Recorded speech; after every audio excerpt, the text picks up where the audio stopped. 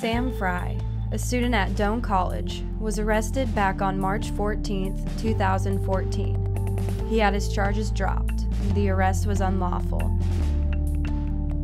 For the third edition of this 5-episode podcast, we'll delve into the experience Sam had while in jail.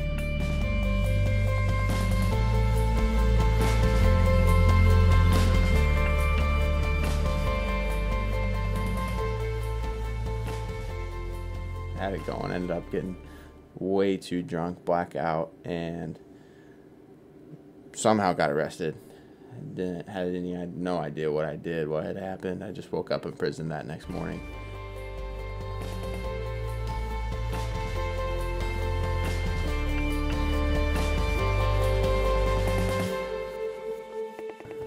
Like I said, I got picked up and charged with disturbing the peace and failure to comply. And I was just lost, living my life just for day to day, just drinking and pretty scared.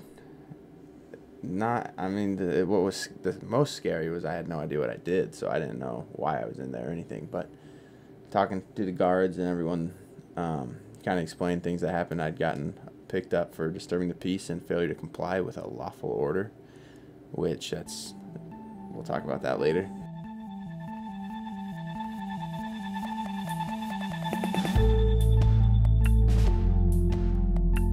After Sam was arrested, he was driven to the Saline County Jail with a police officer and another in training. I'm drunk. I'm mad because he arrested me. I'm just being a doofus, like I said, and just yelling stuff at the cop like, "Oh, you can't arrest me. This is illegal," not knowing that it actually was at the time. And he was flying.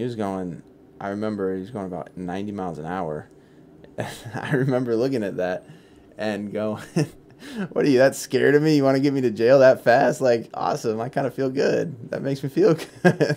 I'm sure him and this other guy were in the front seat just laughing. Like, what does this guy think he's going to do? He's cuffed sitting in the back of a cop car. There's literally nothing he can do. And in a minute, we're going to put him in a cell. Once he arrived at the jail, Sam's night soon turned around. And they took me in. Once they got me to the jail, they took me in, checked me in. And the first thing I said to the guards when I got in there was, "Are you guys going to be as big as be a-holes as these cops were?" As they're holding each of my arms. So they're on literally each side of me yelling. And I'm saying this, and the guards just go, "Oh, no, you're in here now. You ain't going anywhere. We're good." And I'm like, oh, yes. So then they took me through booking and all that. And the whole time we're just chatting. Great guys. I don't really remember a whole lot of what we were talking about, but I just remember sitting up with them chatting for, a few hours before they were finally like, "Well, we probably better get you in your cell because, you are a customer, I guess you could say, of ours." And they just put me in my cell, and I went to bed, and they had switched the guard. It was a lady in the morning. And, that was embarrassing in itself because I didn't remember why I was there. So I had to ask her,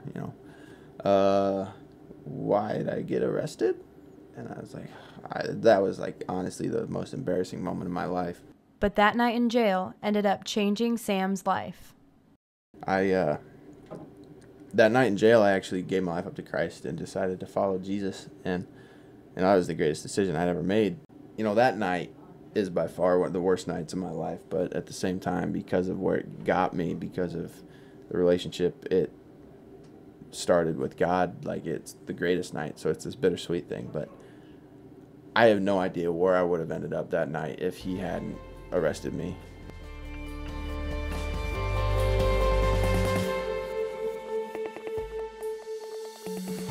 After his religious enlightenment, Sam was faced with adversity during the time of his court hearing. We'll talk about that in the next episode of A Night to Remember.